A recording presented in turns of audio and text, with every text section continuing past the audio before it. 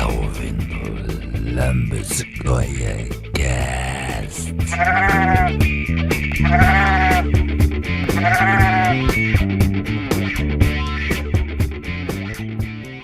Sejam todos muito bem-vindos a mais um The Lambesgoia Cast. Hoje a gente vai juntar uma turma aqui para poder falar do Pato Donald e daquela pataiada toda que fica em Patópolis. Para a gente conversar sobre patos, convidei aqui meu amigo Renegado. Opa, tudo bem? Um olá a todos. E hoje a gente tem a honra aqui de receber o Marcos Ramone, editor do Universo HQ, escritor e jornalista que, entre outros livros, escreveu Entre Patos e Ratos, uma epopeia dos gibis da Disney. Então vamos bora lá falar de... Do próprio. Como é que o Pato Donald entrou na vida de vocês? Pato Donald? Comigo, eu vou falar primeiro. Comigo, eu acho que foi por aqueles desenhos animados antigos dos anos 40, 50, que passavam na Globo de manhã.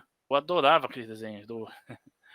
E ele sempre achei ele muito mais engraçado que o Mickey Mouse, né? Marcos? Na verdade, eu não consigo me lembrar, né, voltando cronologicamente, né, se eu primeiro entrei no universo Disney por meio dos quadrinhos ou dos desenhos animados, né? Mas certamente por conta dos desenhos, né? Porque eu lembro, uma lembrança que eu tenho muito remota, assim, de bem criança pequena mesmo, assistindo ao programa da Disneylândia, que passava aos sábados. Então, eu ficava encantado com aqueles desenhos animados. Apesar de que passava muito mais dos da Hanna-Barbera, né? Que eu sempre fui maluco por eles. E agora eu me lembro que os primeiros quadrinhos que eu comecei a ler foram os da Disney. Isso foi por conta do meu pai. Meu pai sempre foi fã de quadrinhos, né? E principalmente da Disney também.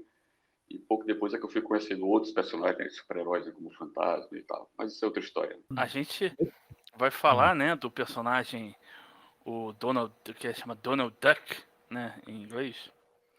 Na verdade, o nome completo dele, o nome inteiro, é Donald Fauntleroy Duck. Isso, exatamente. O nome do meio dele é Fauntleroy. Duck é o sobrenome dele. O tio Patinhas também. Que é o Scrooge McDuck, né? Que é o Duck. O Duck, no caso, é o sobrenome mesmo da família Pato. Né? Duck Family.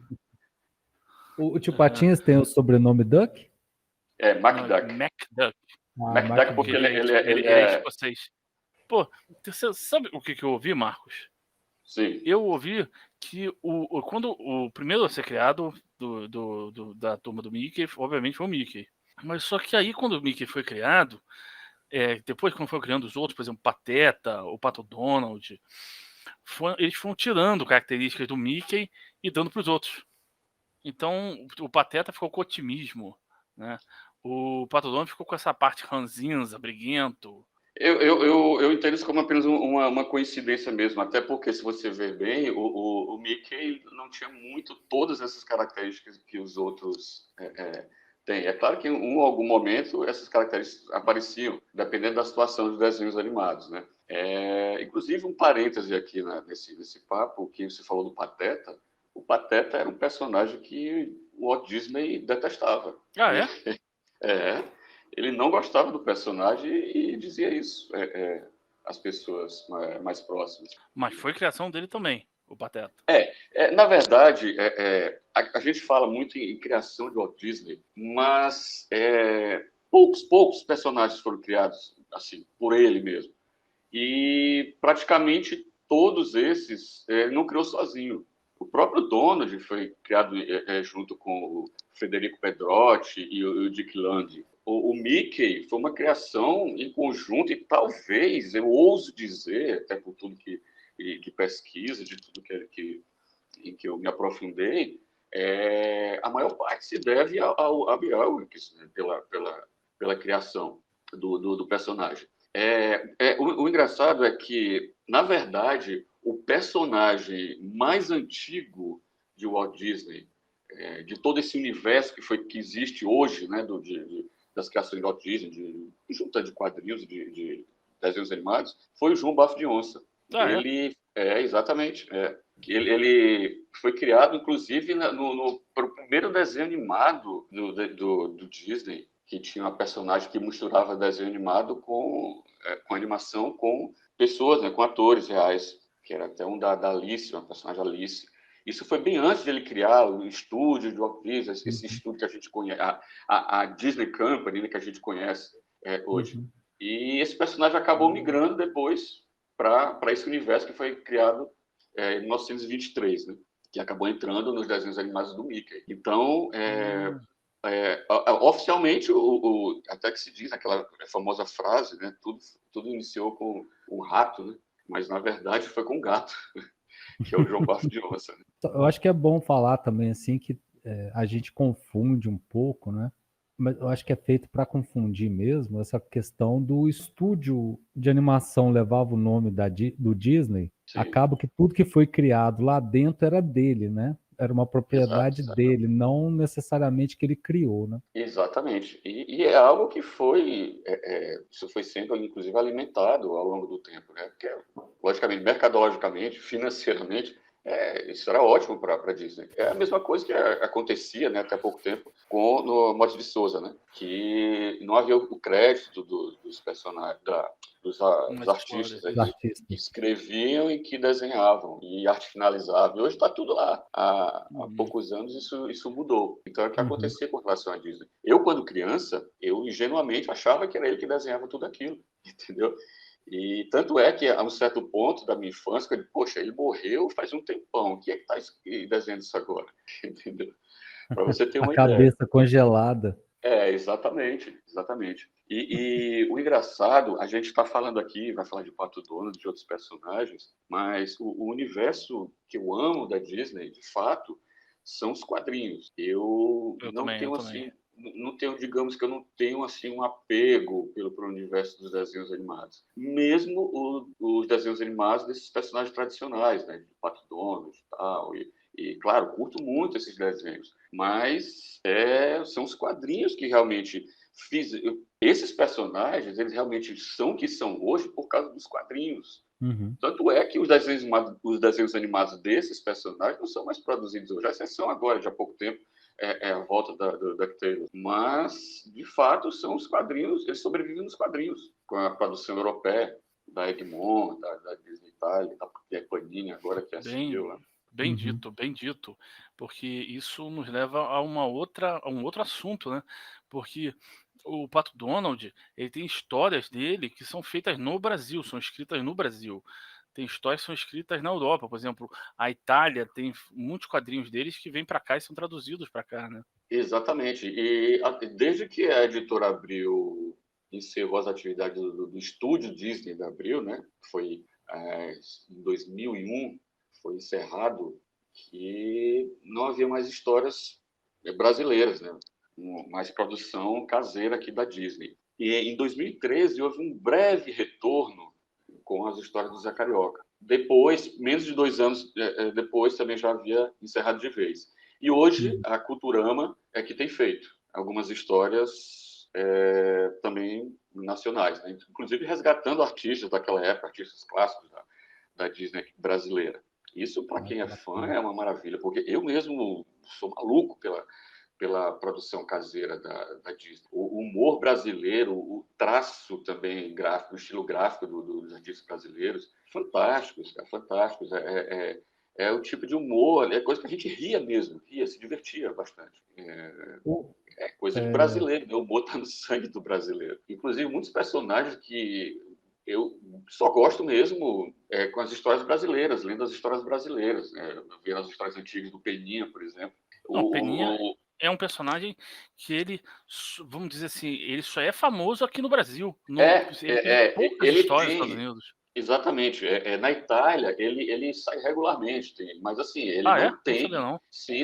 Ele regularmente. Só que é aquela coisa, eu não gosto muito, porque tem uma certa diferença do humor brasileiro. Aqui, no humor brasileiro, por exemplo, ele era muito atrapalhado, estabanado. O italiano parece que coloca o Peninha como um débil mental, entendeu?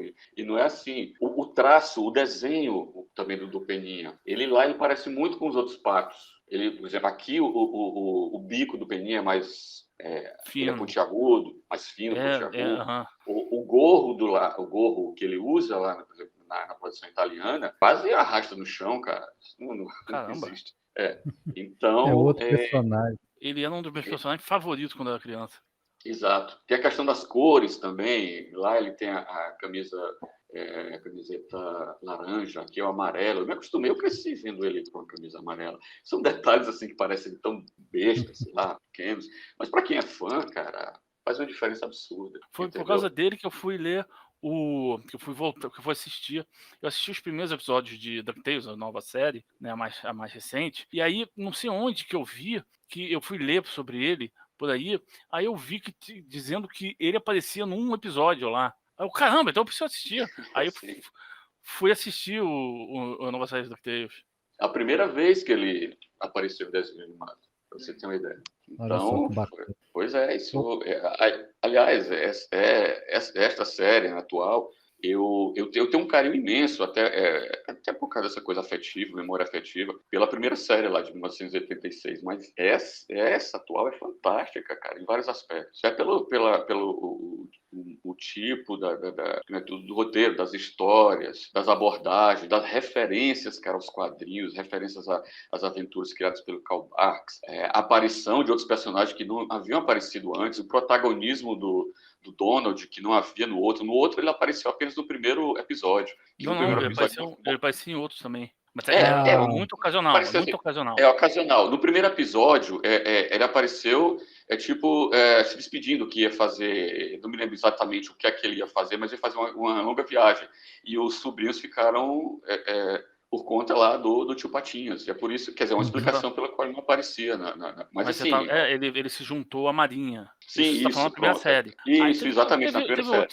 Teve outros episódios, por exemplo, ainda na primeira, porque eles fizeram uma espécie de 5 episódios que era que eles seriam um longa-metragem que foi dividido em 5 episódios. Aí o Donald aparecia num outro ainda desses 5 primeiros episódios, que eles encontraram um dobrão que tinha um sol. Aí ele ia lá num pedaço que ficava norte das montanhas, que o cara tinha qual é o nome?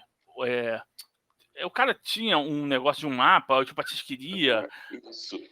Aí apareceu em outros, mas não vamos queimar pauta, porque depois a gente vai falar de Até porque pela minha memória, a memória estava me traindo. Isso que você está falando, os detalhes para mim estava sendo exatamente nesse que era do longa-metragem.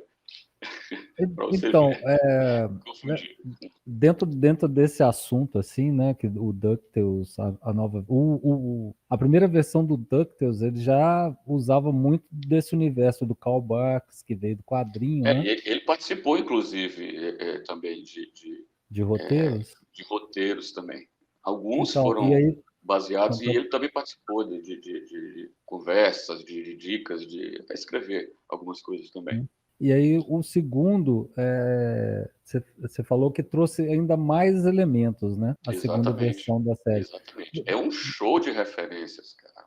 Sim, mas o que eu ia te perguntar é exatamente disso, né?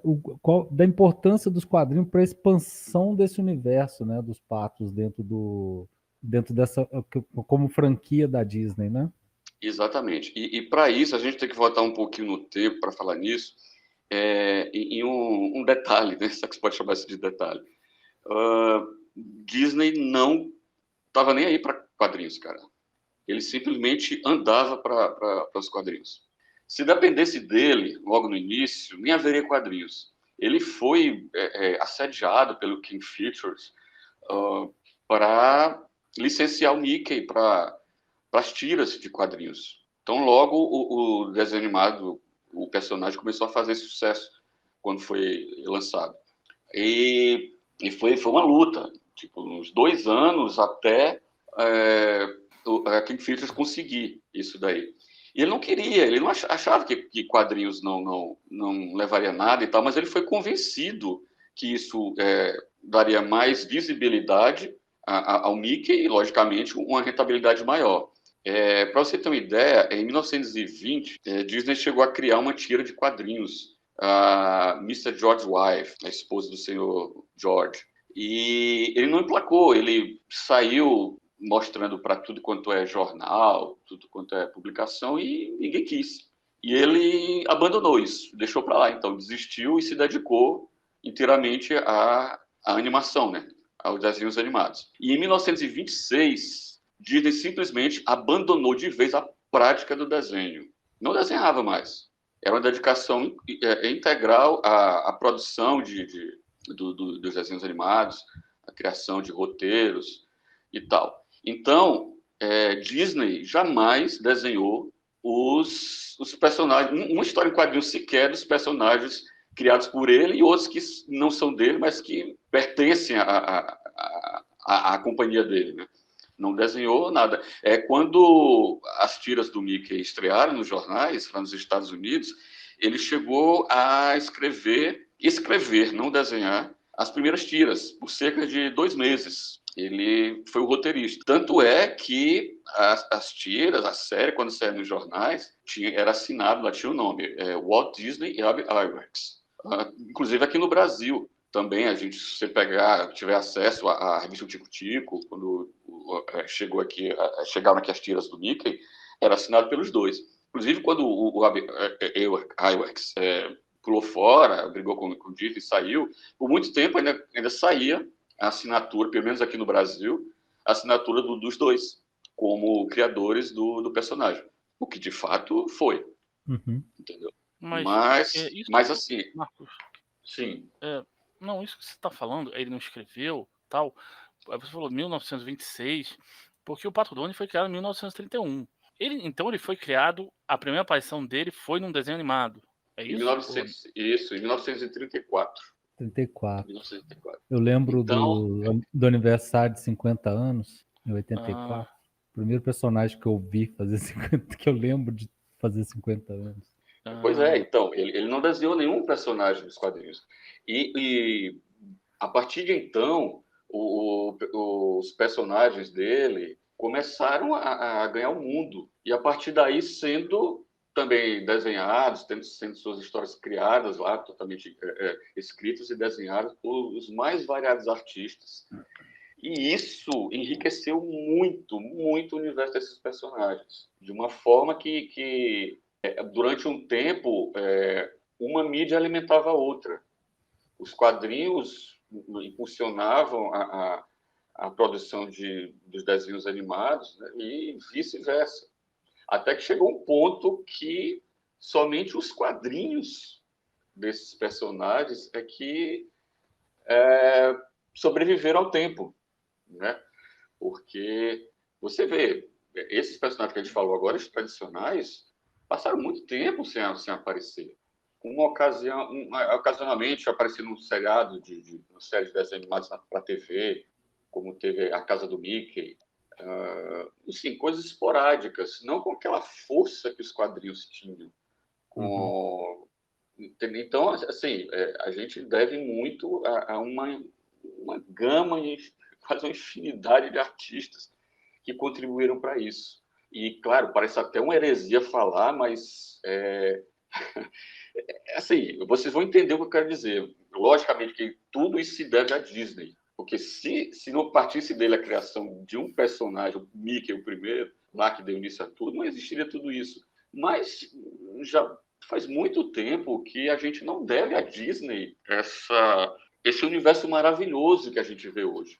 Para você ter uma ideia, o Dom Rosa, Kino Dom Rosa, ele fala que não, na cabeça dele, ele não escreve, não desenhava, não escrevia para Disney, escrevia para Karl Barks, porque, inclusive, ele se baseava em todo o conceito do universo Disney criado pelo Karl Barks. Personagens, Patópolis, a personalidade de vários personagens, alguns que nem foram criados pelo Karl Barks, mas que ele deu uma personalidade marcante como o do Guinzazinho Luizinho, que a personalidade que a gente conhece hoje desses personagens, de inteligentes, de astutos, corajosos e tal, foi Karl Barks que deu, porque antes os 3 sobrinhos eram o quê? Os traquinas, os endiabrados. Endiabrados. Exatamente. Então, claro que a gente deve tudo isso a Disney, mas até certo ponto, né? Até a página 2. Essa é a minha visão, né? Pode parecer heresia e tal, alguém pode dizer, nossa, cara, mas, enfim, é a minha opinião. Mas você falou isso do Dom Rosa, o Karl Barks, ele dizia, não sei se eu estou confundindo, você me corrija se eu estiver errado, que ele fazia as histórias para ele. Ele tipo assim, ele fazia esse tipo de histórias que ele gostaria de ler. Sim, sim. E tem muita coisa pessoal dele ali. Tem muito, entendeu? E talvez até por isso o Dom Rosa também disse que fazia, no caso, não para ele, mas fazer para Karl Barks. Ele disse isso para mim até. Eu entrevistei ele, entrevistei ele em 2004 para o site Universo HQ e também essa entrevista está até no livro Universo HQ Entrevista, né, que a gente lançou já há alguns bons anos. E ele falou isso. Ele disse, ele falou, e não foi só, ele já falou isso outras vezes, que ele não gosta da Disney. Ele dizia isso. Ele falava isso. E, inclusive, ele tem batido muito nisso. A empresa. A empresa. Isso, exatamente. Por isso que ele dizia, eu escrevo para Karl Barks. É o meu ídolo e tal. E você sabe que nas HQs dele, eles sempre finalizavam com as iniciais, né, da DUCK, que é Dear Cal, Dear Uncle Cal, Tuquino, alguma coisa assim. Ou seja, ao querido Cal, né, Porquino, né, e tal. Uhum. Mas você acha que essa, vou chamar assim, de displicência do Disney em relação aos quadrinhos que permitiu toda essa liberdade de criação do Karl Barks e Sim, porque ele realmente não se você aprofundasse na vida do Disney, nas biografias e tal, a vida dele eram os filmes, os desenhos animados. Ele vivia por aquilo. Ele chegava, quase madrugava, chegava praticamente de madrugada no estúdio, saía tarde da noite. Ele só pensava aquilo, ele vivia aquilo. E, inclusive, já algo assim, em torno de uns 15 anos antes da morte dele, ele passou a ter um hobby que era de miniaturas. Ele fazia miniaturas, logicamente, com uma escala comparativamente bem maior, de mini locomotivas, trens que ele mesmo construía, montava na casa dele, nos trilhos. Já começava a pensar na Disney World, na Disneylândia, que a gente chama aqui, e tinha esse hobby, que aí ele passou até a inverter, passava mais tempo em casa fazendo isso do que no estúdio. Ele não ligava para quadrinhos, ele não pensava nos quadrinhos. Isso tudo ficou a cargo de outras empresas que começaram a licenciar, como a Del Comics e por aí vai, o Western Publishing, né? Que começou a licenciar, enfim, o que ele queria mesmo era receber os royalties no final de cada mês. Né? E o Marcos, como é que o Karl Barks entrou nessa história? Ele entrou nos estúdios Disney. Ele era um dos desenhistas. Chegou a desenhar, participar da produção de vários desenhos animados. E, segundo consta, teve dois motivos que fizeram com que ele pedisse para sair dos estúdios. Uma é que dizia-se que ele realmente tinha problemas respiratórios e o ar-condicionado lá fazia muito mal a ele vivia doente por causa disso. E outra foi porque, durante a Segunda Guerra Mundial, que os estúdios Disney viraram praticamente uma propriedade do governo dos Estados Unidos. Eles eram uma base mesmo dos Estados Unidos. Inclusive com a presença de soldados, tal, isso tudo porque bem próximo havia uma fábrica de aviões. Então era estratégico que houvesse essa proteção. E, logicamente, os estúdios Disney foram contratados também para fazer vários desenhos animados, né, de teor bélico, para os esforços de guerra. E isso não agradava ao Barks, né, que era pacifista. Mas, Marcos, então, quando você disse que ele saísse dos estúdios, você não quis dizer que ele pediu as contas, que ele se demitiu. Pediu as contas. Foi morar num... Ah, é? Foi morar, sim. O que eu fiquei sabendo é que ele morava num rancho. Não, ele foi isso depois. Ele foi depois. Inclusive, quando ele estava lá, nesse rancho, E ele já enviava aposentado, já se considerando aposentado. Aí foi convidado pela Western Publishing para escrever, para desenhar quadrinhos. E foi aí que tudo começou. Fez a primeira história, fez a segunda e começou a agradar. E a editora recebia as cartas, né, perguntando quem era aquele desenhista, elogiando as histórias e tal e tal. E deu no que a gente sabe como é hoje, né? Virou simplesmente o maior nome dos quadrinhos Disney em toda a história. Cara, eu achei. Foi o Karl Barks que criou aquele carro do Pato Donald. Ele é baseado num carro antigo, né? Eu achava aquilo o máximo, cara, quando eu li quando eu era criança, que não existe mais hoje em dia. Mas tinha aquele negócio que você abria a mala, né? Aí os sobrinhos dele iam na mala. Exatamente, encosto, né? Viravam encostos e tal.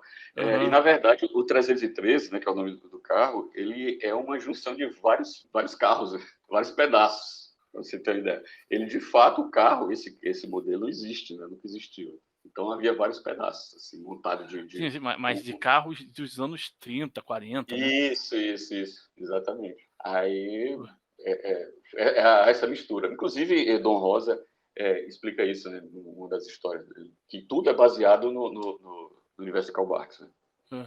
Vamos. É que você estava falando que o governo se intrometeu, começou a se intrometer, né, nas empresas Disney e tal, fazer propaganda, tal, contratou. Então, eu acho que isso aí nos dá a deixa para a gente pular para o segundo item da pauta. São Los Três Caballeros. Sim. Que foi um filme que resultado, né, da participação dos estúdios Disney nos esforços de guerra, né, promovido pelos Estados Unidos, né, para angariar aliados. Política da boa vizinhança, né? Isso, a política da boa vizinhança. E aí cabe uma curiosidade também, que na época em que o governo dos Estados Unidos começou a cercar, né, assediar a Disney para que ele participasse disso, tentando negociar a produção de vários filmes para bancar mesmo os estúdios para que produzissem desenhos animados, o que quer que seja, para ajudar nos esforços de guerra, os estúdios passavam por uma dificuldade financeira. Então aquilo caiu como uma luva para a Disney. E havia outra. Naqueles dias em que ele estava para acertar, para dizer não, aceito ou não aceito, houve uma greve enorme, de proporções enormes, lá dos funcionários do estúdio. Todos eles pararam, ficaram por dias fazendo piquete, com faixas, com cartazes. Houve uma repercussão negativa na imprensa. E o irmão do Disney, que era o sócio dele também, aí falou, é o seguinte, aceite isso daí que o governo está lhe propondo, faça essa viagem, saia daqui para poder aliviar mais a barra, para a sua imagem ficar mais distante disso tudo e deixa que eu toco as coisas por aqui. E aí a bomba ficou com o irmão dele lá para tratar de tudo isso, né? E graças a esse acordo com o governo, obviamente, havia dinheiro para o estúdio sanar todas as dívidas, investir, logicamente até melhorar o salário dos funcionários. E o resto é história, né? Que quando ele veio aqui para a América do Sul, criou personagens marcantes, como o Panchito. Não, mas o Panchito, no caso, ele é México, mexicano, né? Mexicano, um sim, galo, Panchito um galo México, vermelho mexicano. Isso. O gauchinho voador para a Argentina, Zé Carioca para cá, enfim. Que são os maiores países, né, da América Latina. Exatamente. Desses daí, o que vingou realmente foi o Zé Carioca. O Zé Carioca. Do Brasil, né? Porque aqui ele fez história. Aqui no Brasil. Os Los Três Cavaleiros era um longa-metragem que é dividido em 3 sequências, né? E uma delas Você Já Foi na Bahia, que aí tinha o Pato Donald, o Zé Carioca. Isso. E eu esqueci o nome dele agora, o galinho vermelho do México. Panchito. Isso. O Marcos, o Zé Carioca teve alguma entrada no mercado americano, além disso? Ele, na verdade, ele começou nas tiras de quadrinhos lá, pouco antes do filme. É exatamente uma preparação, né, para que as pessoas já ficassem um pouco familiarizadas com o personagem. Mas em cerca de 3 anos, o personagem acabou nas tiras. E nunca mais foi publicado por lá. Aqui sim, ele vingou e muito. Inclusive, quando a editora Abril publicava, por muitos anos, lá na década de 60, até começo da década de 1970, chegou a ser o gibi mais vendido dos quadrinhos Disney aqui no Brasil. O personagem, inclusive, até hoje, ele é produzido, as histórias dele continuam sendo criadas na Holanda. E também foi só, porque ele não é publicado na Itália, não é publicado em outros países, além da Holanda, que faz suas próprias histórias. Aqui no Brasil deixou de ser publicado, deixou de ser criadas histórias. Vez ou outra que a Culturama publica alguma inédita. É engraçado que ele tinha todo... O Zé Carioca, ele tinha todo um elenco de apoio, né? Personagens de elenco de apoio. Ele tinha um que era o Pedrão, né? Aí é um cara grandão. Acho que como é que é? Pedrão Feijoada. Eu não lembrava disso, Feijoada. Mas eu me lembrava que esse Pedrão, ele tinha uma jaqueira no quintal dele. Aí o Zé Carioca queria roubar a jaca para comer. É o objeto de desejo do Zé Carioca. É tipo a goiabeira, né, do Niolau, né, que o Chico Bento quer sempre roubar. Isso. Aí ele tinha ele tinha um amigo, o melhor amigo dele é um tipo um corvo. É todo preto, eu esqueci o nome dele. Você lembra? Nestor. Aí ele é namorado, a namorada o nome dela é Rosinha. E ela era filha de um empresário de sucesso, cara ricaço. O Rocha Vaz. E o Zé Carioca ficava se passando por rico para poder namorar com ela. Exatamente. Isso ele nas primeiras tiras, né? Ele tinha um exército de cobradores. Na Coseca. Estavam sempre fazendo tipo Cebolinha, um plano infalível lá para poder ele não poder se esconder, correr tal, para eles poderem cobrar o dinheiro que ele estava devendo.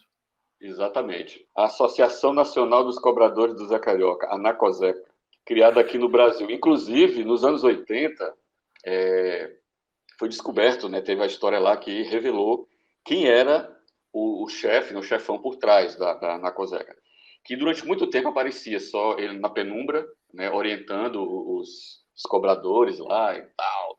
Era um vilão que ninguém sabia. Mas aí, na década de 1980, foi revelado. E era ninguém mais que o Rocha Vaz, o pai da Rosinha, o pretenso sogro do Zé Carioca. Poxa, eu mesmo que além do Panchito, eu lembro que apareceu muito pouco em histórias. Eu me lembro de uma história que ele estava paquerando aquela, eu acho que é Clarabella, que é uma galinha. É uma vaca. Na Clarabella é uma vaca. Com perdão. Não, Clarabella. Aí tinha uma outra que é uma galinha. É a Clara de Ovos. Clara de Ovos. Tem personagens que vieram muito pouco pra cá, tipo aquele Horácio Colar de Cavalo. Isso, exatamente. Assim. Ele apareceu muito pouco aqui também. A Clarabella também apareceu pouco. Essa galinha apareceu pouco também. Eu me lembro dela aparecendo mais num desenho animado. O Panchito também sumiu, desapareceu, uma pena. Pois é. Esporadicamente ele aparece, e mais quando é para reunir os três cavaleiros, né? Os três cavaleiros, que é junto com o Zé Carioca e o Pato Donald. O próprio Dom Rosa criou, na década passada, uma história especial, né? Reunindo os três novamente. Eles aparecem nesse DuckTales novo, mais recente. Exatamente. O Panchito... Nos quadrinhos é algo raro. O Panchito, ele tem aquele cinturão com 2 colds que ele tem revólver, né? Quer dizer, isso antigamente. Agora parece que ele anda com, acho que 2 celulares, uma coisa assim, não pode mais mostrar a arma. Essa política da Disney, né, que já teve, assim, considera coisas lamentáveis, né? Como a exclusão, né, até de um personagem criado por Karl Barks. Não sei se você soube disso recentemente, foi no ano passado. Não soube. Qual? É um personagem que apareceu é chamado até de Corongo, que é um africano zumbi. Não conheço o personagem. Em uma das histórias, que ele fez uma aparição em apenas uma das histórias do Karl Barks, e Dom Rosa havia resgatado esse personagem também, em uma história. E foi proibido, a Disney proibiu, mandou um comunicado do Dom Rosa, ele até publicamente já externou toda a raiva dele com a Disney. Foi proibido a partir de então, qualquer republicação das histórias de Dom Rosa, está proibida aquela HQ que aparece esse personagem, porque eles consideram que hoje em dia vai contra a política deles, né? Tudo politicamente correto, né? Que consideram racista aquela coisa estereotipada, né, do personagem. Uhum. Inclusive tem um filme que... Nossa, como eu vou me esquecer? Fui me esquecer o nome desse filme agora. Mas vocês já devem saber que ele mistura desenho animado com live action também. Live action, que tem um senhor velhinho. Que é negro, aí ele falando, são cantando música. Isso, exatamente. Eu não lembro o nome, mas eu sei qual é. Isso. E esse filme foi banido, a Disney baniu.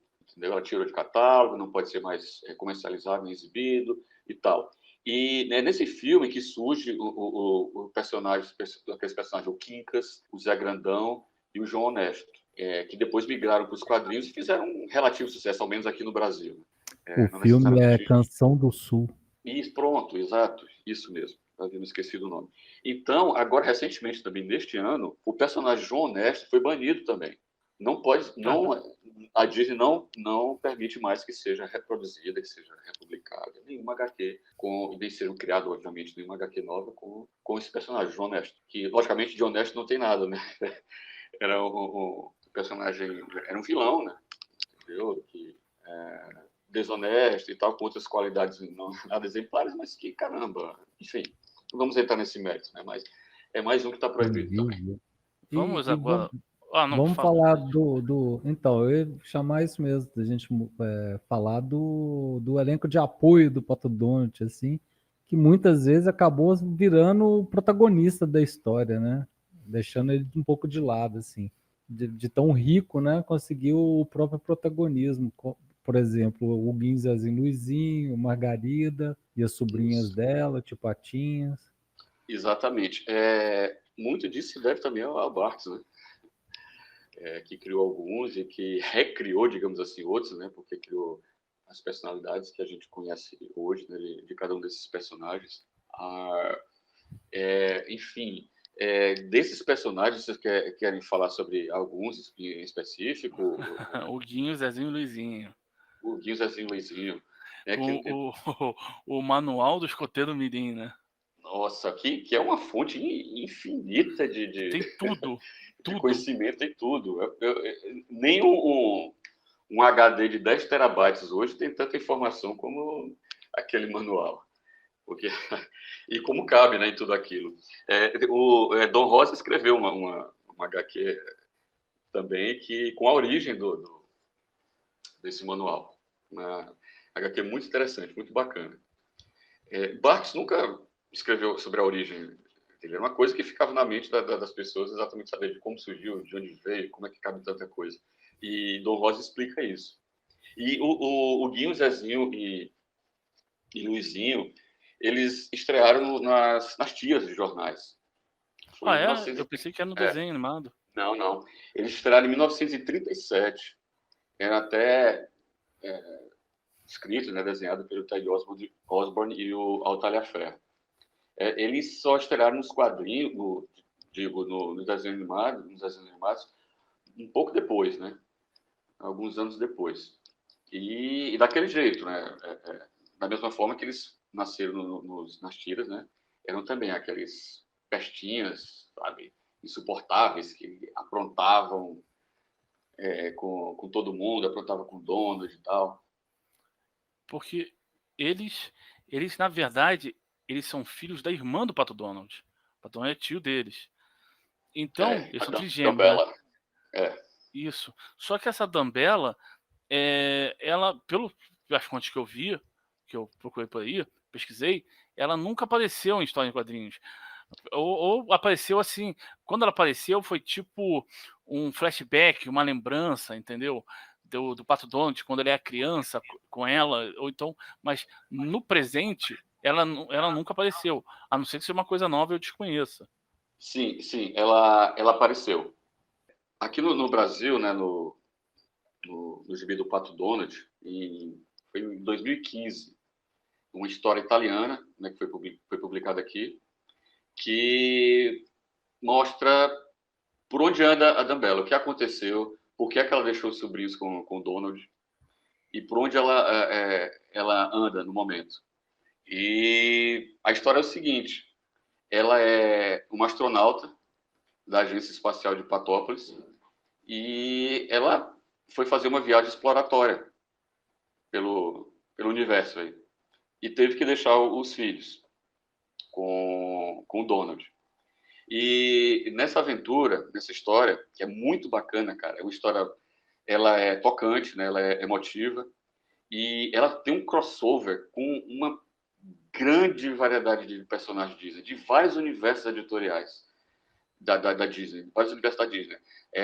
Aparece a família Pato, aparece do universo do Mickey, aparece o Lobão, entendeu? Aparece até o Zé Grandão, e, enfim, os Três Porquinhos, eles aparecem no final, assim, tipo no grande jantar, em homenagem ao aniversário do Donald.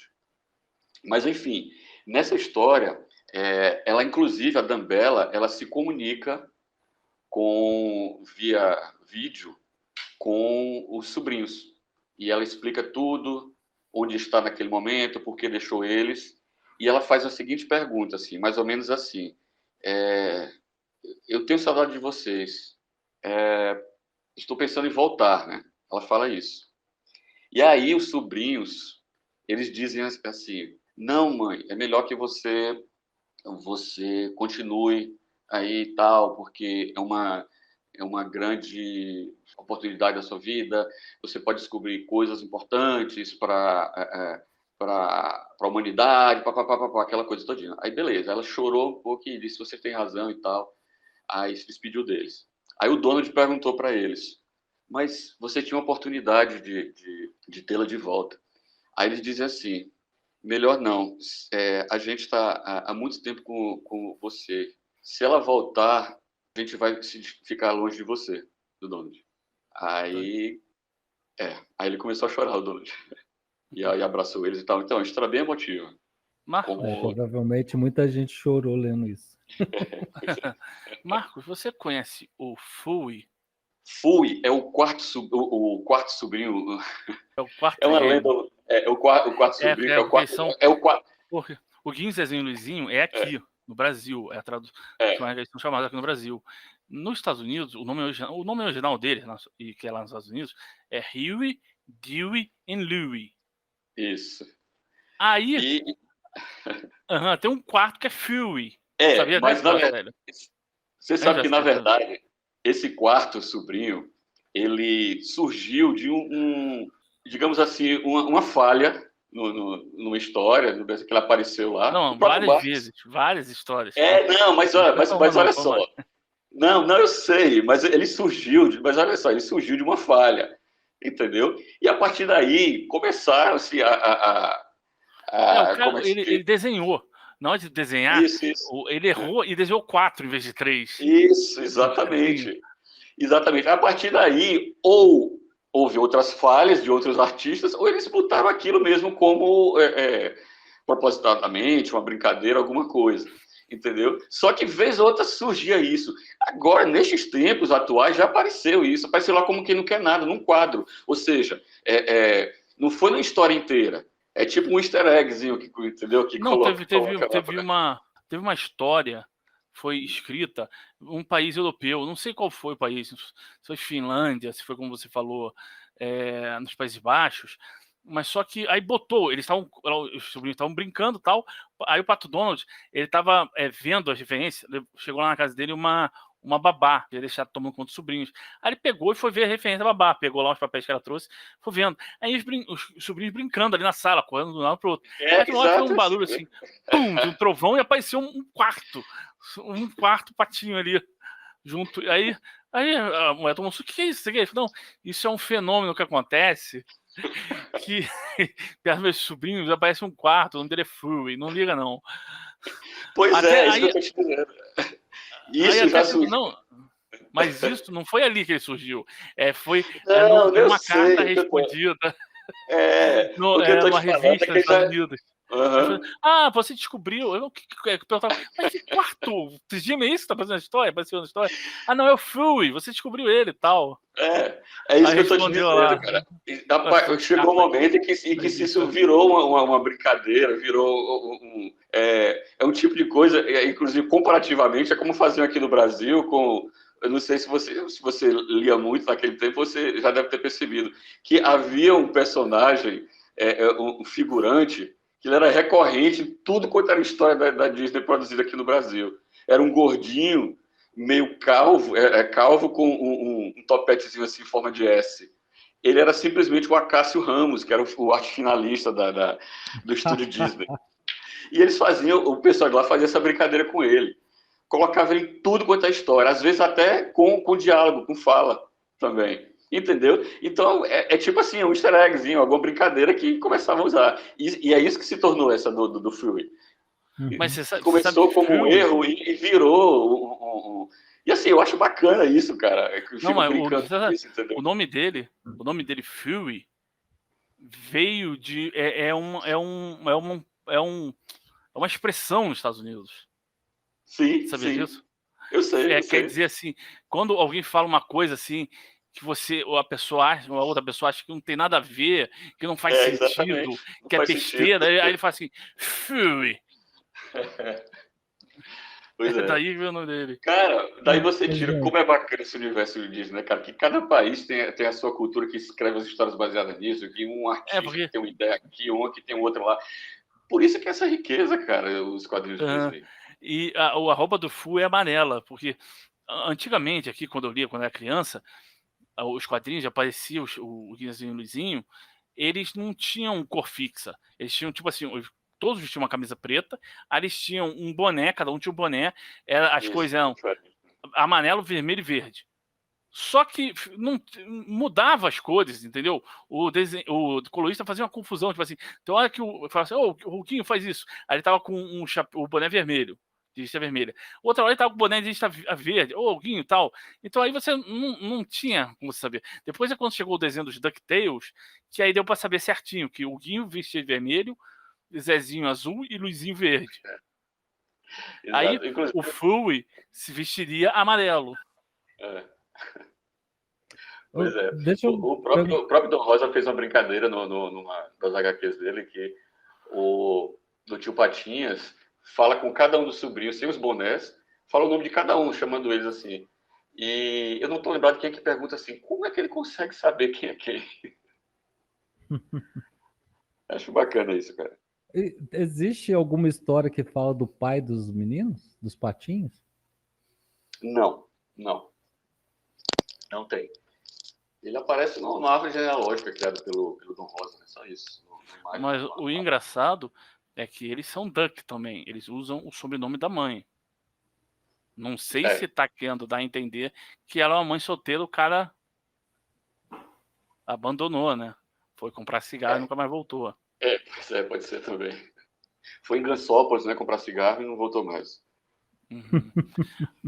Você falar em sobrenome, a Margarida, que era a namorada do Donald, ela em inglês é Daisy Duck.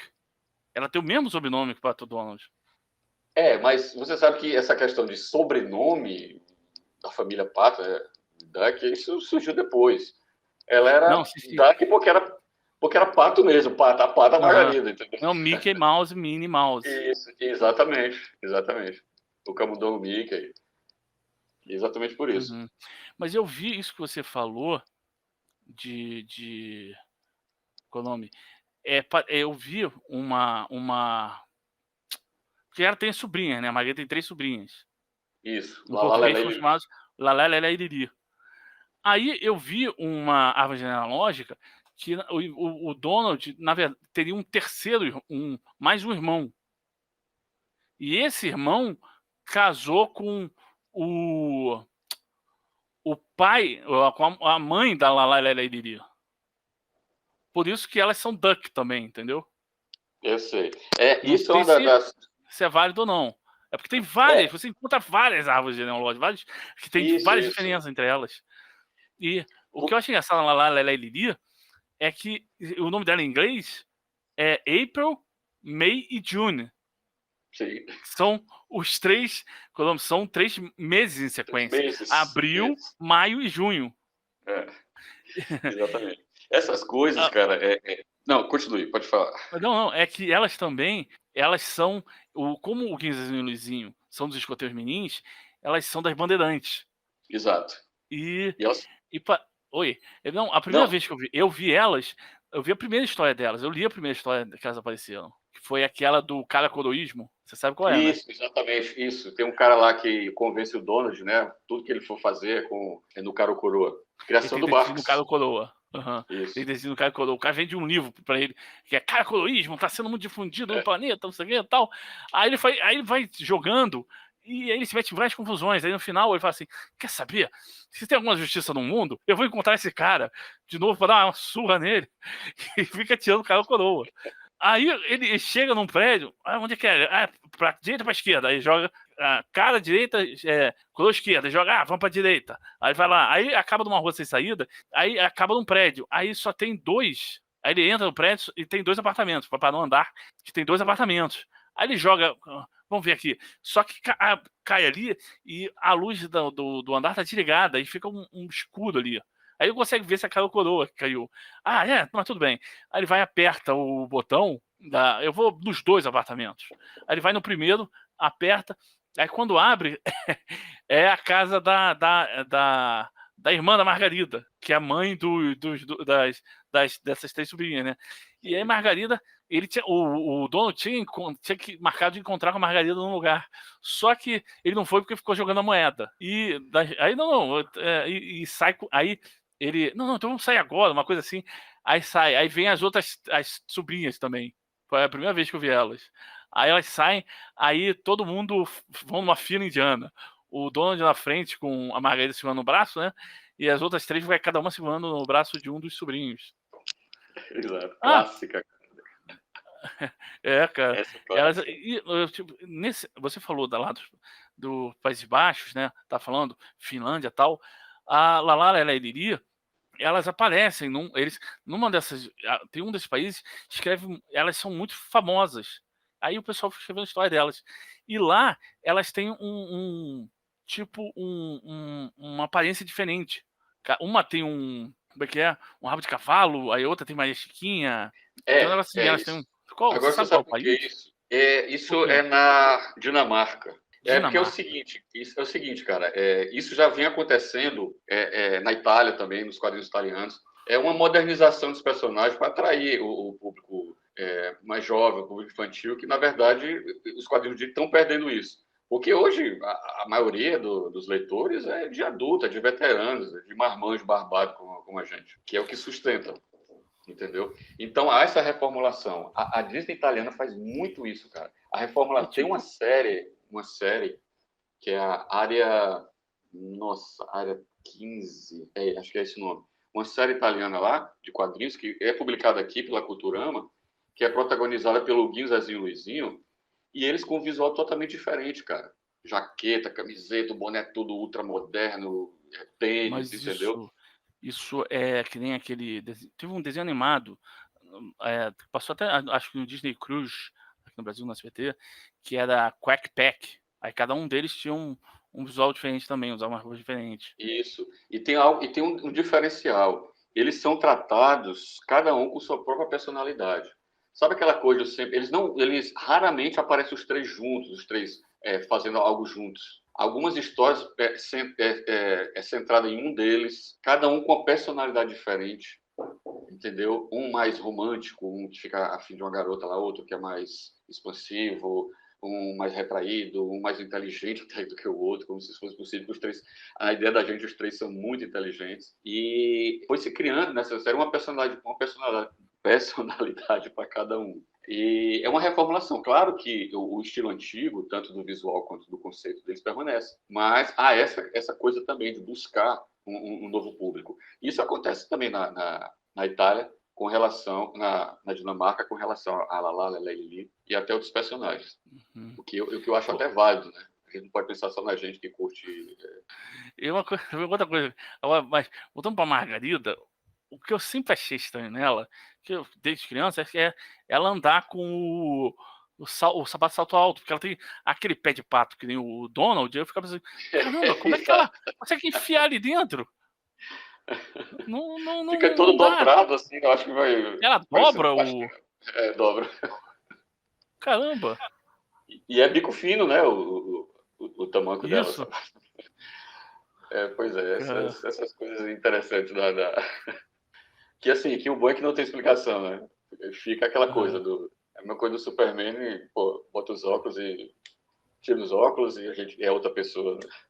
O Ganso Gastão, eu acho que isso só foi chamado assim aqui no Brasil nas primeiras histórias, né? Depois passou a ser chamado só de Gastão. Isso. Ainda é chamado assim, tipo, quando não necessariamente os personagens, os amigos dele, os mais próximos, chamam ele, né?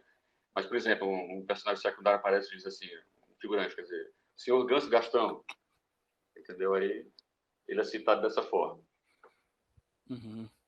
É porque o sobrenome do Gastão em inglês é Goose, que é ganso. Isso. Eu não me lembro direito o nome dele em inglês, mas acho que é Gladstone. Isso. Gladstone Goose. Isso. E o pai dele era um ganso mesmo. E aí a mãe dele era uma pata, era da família do Pato Donald. Isso, e aí exatamente. ele é um primo do Pato Donald. E ele seria o extremo oposto, porque tipo assim, o Pato Donald sempre acaba com as histórias se dando mal. Ele tem azarado, tal. E o Gastão tem sorte pra caramba. O engraçado é que quando ele surgiu, ainda não havia essa característica dele. Ele era apenas um primo lá, chato, né? Via contando farol, né? Um faroleiro de mão cheia. E depois é que foi surgindo essa característica de ser exageradamente sortudo, né? Sortudo, beirando o impossível, né? De tanta sorte. E ele é rival do Pato Donald pelo amor da Margarida. Da Margarida. Mas ela provoca também, né? Fica provocando o outro, jogando um contra o outro e tal. Toda cheia de si. Ou então eu vou ficar com quem é o melhor, entendeu? Tô decidindo ainda. Pois é. Embora se diga a namorada do Pato Donald. Exatamente. O engraçado é que sempre houve essa rivalidade, e eu não sei se isso é uma determinação da Disney, mas ultimamente, né, alguns poucos anos, tem acontecido muitas histórias em que os dois, né, são aliados, né?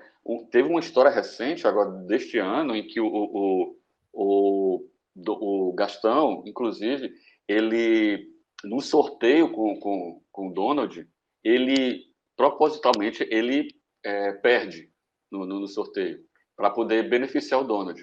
Ou seja, algumas histórias que fazem com que mude um pouco essa imagem, né, do Gastão. E foi uma coisa bem bacana. Na verdade, o que ele fez para o Donald ganhar o sorteio, que era só o Gastão colocou simplesmente num pote todos os papeizinhos com o nome do Donald. Então não havia nem como o próprio Gastão ser sorteado em algo assim, né? Para você ter uma ideia.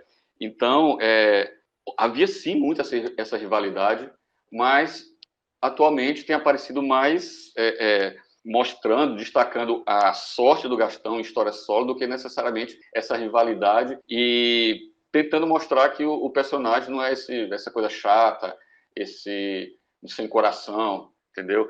Tem histórias que ele ajuda os sobrinhos, os trigêmeos, a conquistar alguma coisa usando a sorte dele.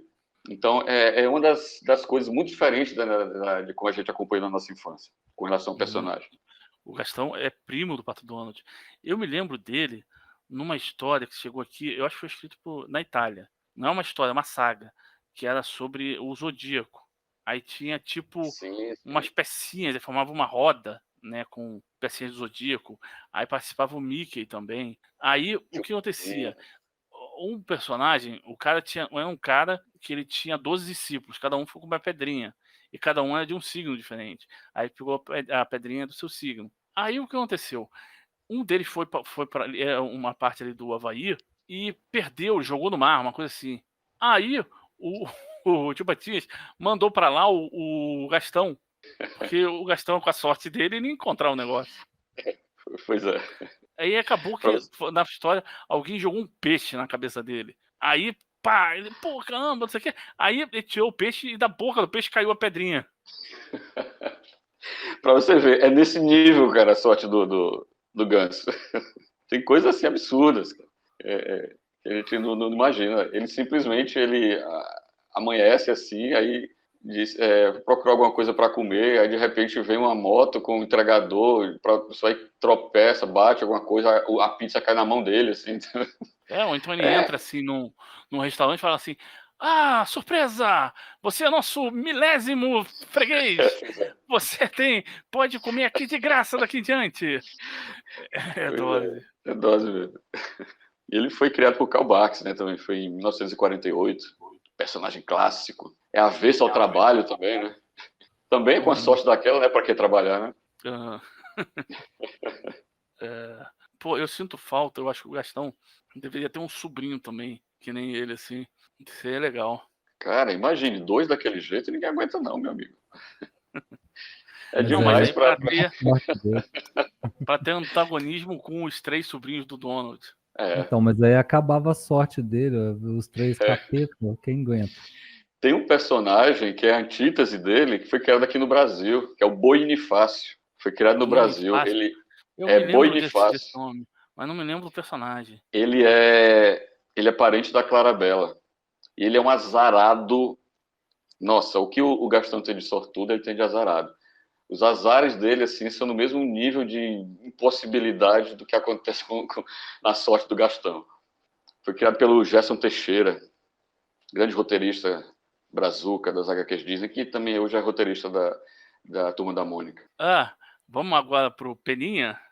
Grande Peninha, dos meus personagens preferidos, cara. Eu também. Putz, e ele ficou popular aqui, tinha revista própria, né? Aqui no Brasil. Sim. Teve uma nos anos 1980 e outra nos anos 2000. Eu não sabia dos anos 2000, não. Teve uma segunda série. Que durou pouco, durou bem menos que a outra. Eu lembro que ele infernizava o Pato Donald. Ele foi famoso assim. Aí, que meu avoado fazia umas trapalhadas e tal. Aí ele tinha uma namorada chamada Glória. Criada no Brasil, a personagem. Aí, e ele tinha um lance, e essa Glória tinha um lance assim meio hippie, né? Uma aparência assim meio... porque na verdade era a mesma coisa do Peninha quando foi criado também. Era um personagem hippie. Você vê com o cabelo desgrenhado e tal, aquela coisa assim e tal, o visual. E o Peninha... Fala. Não, fica à vontade, pode continuar o seu raciocínio. Não, é que o Peninha, ele tem um sobrinho chamado Biquinho. Isso. Né? Um dos que eu mais amo também, cara. Nossa, cara, ele só podia ter sido criado por brasileiro, cara, porque o humor coisa... A gente se via, até como criança, se via naquele personagem, sabe, de traquina mesmo, algumas vezes uma traquinagem mais por causa da inocência, né, dele. E, na minha opinião, é mais um personagem que foi estragado pela Disney italiana, que o Biquinho aparece por lá.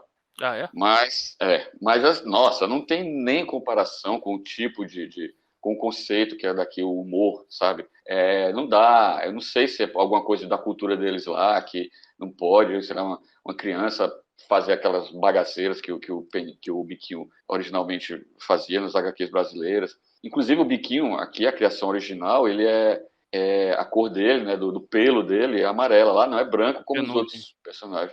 A penugem é o único. Ele é branco. É o único, foi o primeiro pato, né? Não branco. Isso, até porque, assim, ele era um filhotinho, né? Então, um pato realmente tem uma penugem amarela, com o pequenininho, quando ele é filhotinho. E lá também mudaram até a cor da camisa do personagem, lá do Biquinho. Ela é azul, né? Aqui é azul, lá não, é da cor do... Nossa, esqueci agora, é meio laranja também, algo assim. Mas, enfim, quer dizer, aqui ele era um furacão, cara. O que ele aprontava, você se divertia demais. E lá não. Ele é um pouquinho mais novo, vamos dizer assim. Seria uma criança com 1 ano a menos que o Ginzas e o Luizinho. Talvez uma diferença maior.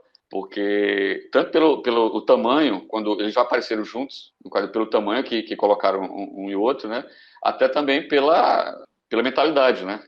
O Ginzas e o Luizinho são bem mais intelectualmente até desenvolvidos, né? A mentalidade também, certamente tem uma diferença até um pouco maior, né? Por exemplo, o Biquinho é aquela criança pequena que chora por tudo, entendeu? Os meninos não são assim, os trigêmeos.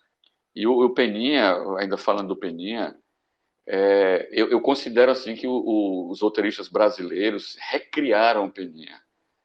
porque eles deram uma vida a esse personagem, assim, sabe? Com aquele humor típico, assim, do brasileiro. Eles entenderam o Peninha e eles conseguiam fazer, até no desenho, nos trejeitos do Peninha, no jeito de olhar, assim, ele se comportar. Tem uma posição dele que foi criada aqui no Brasil, quando ele fica parado com as mãos assim, meio para cima e meio caindo a munheca, assim, e com os olhos semicerrados.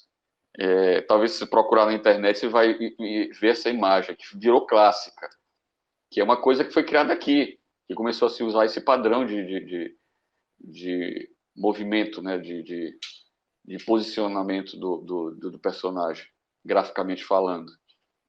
Então, com relação às histórias em si, ao roteiro, não tem comparação, cara, o que os roteiristas brasileiros faziam com esse personagem.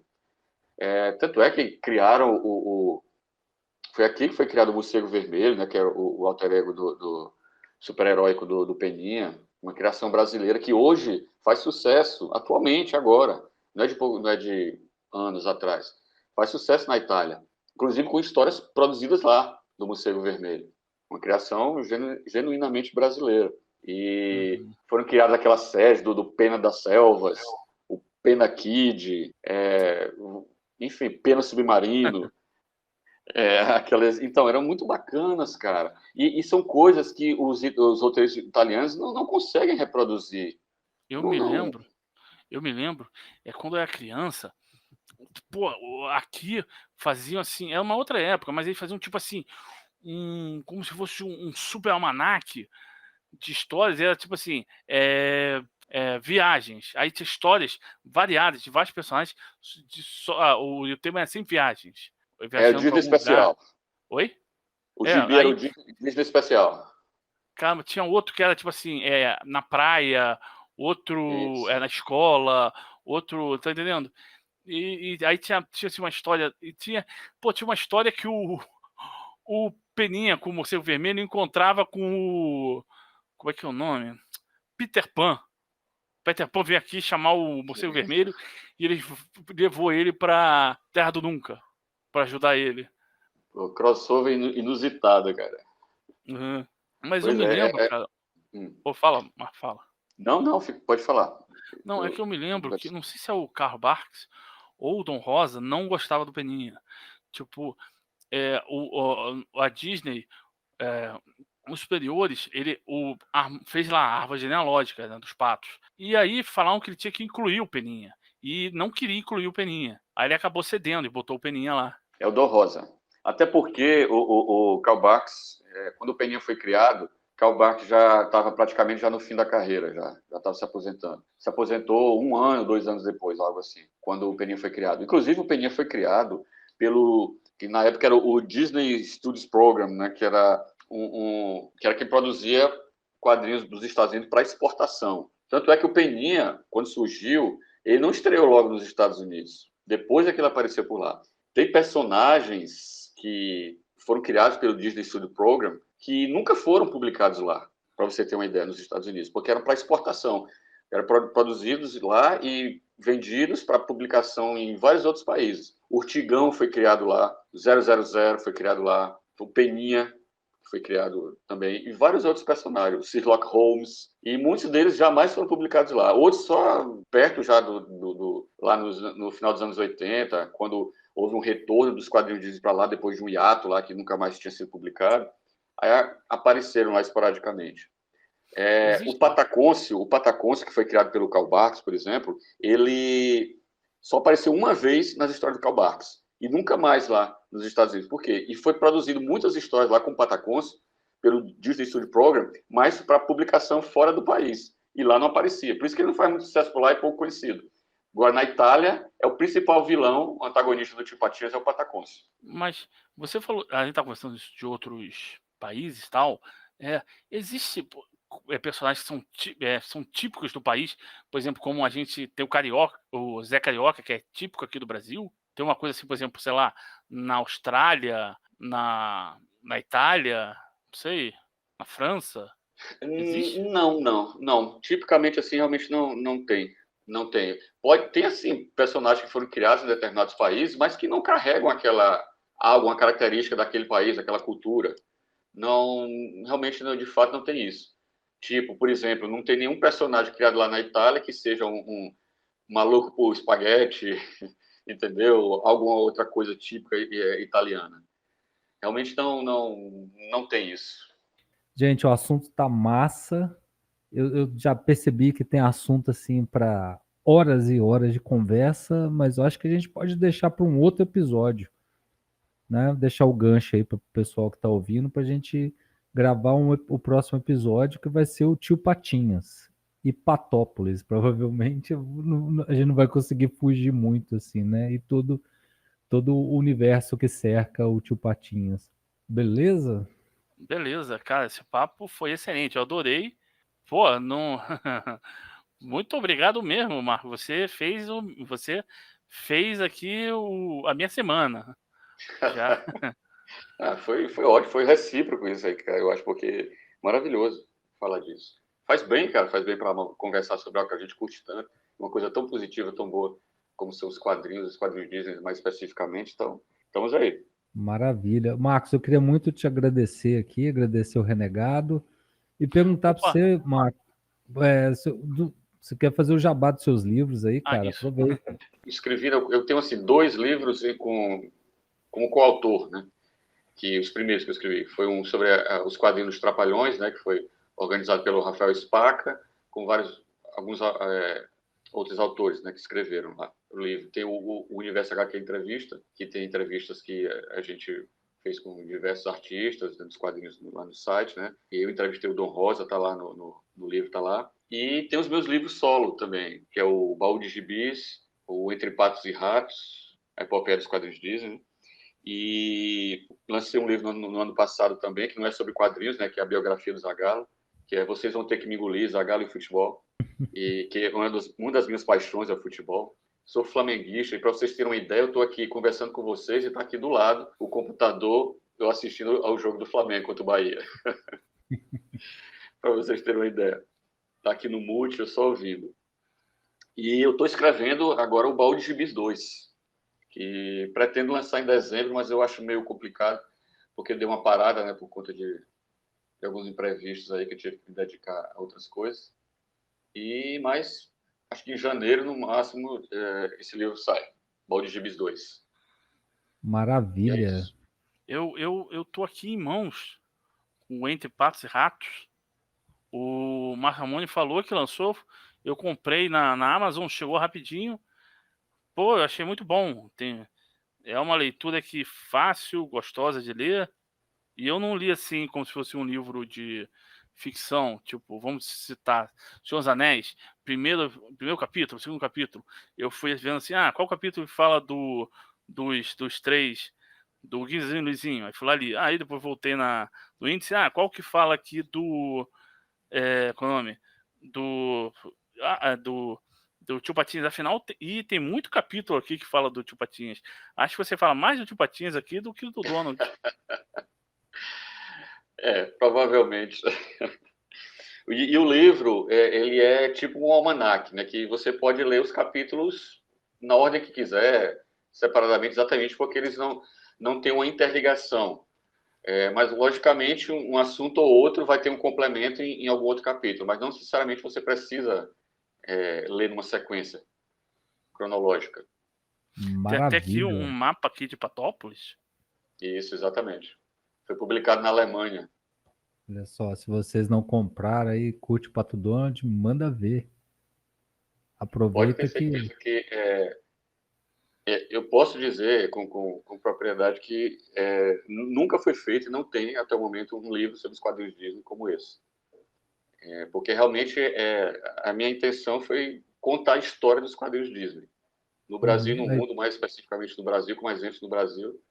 E pode ter certeza que não vai ser encontrado algo assim no Brasil, um livro, vamos dizer assim, não vou dizer definitivo, né? Como esse, mas completo como esse, posso garantir que não há sobre os quadrinhos Disney. Então, isso. Muito obrigado, Marcos, pela disposição aí. para poder falar esse tanto aí pra gente aí do Pato Donald.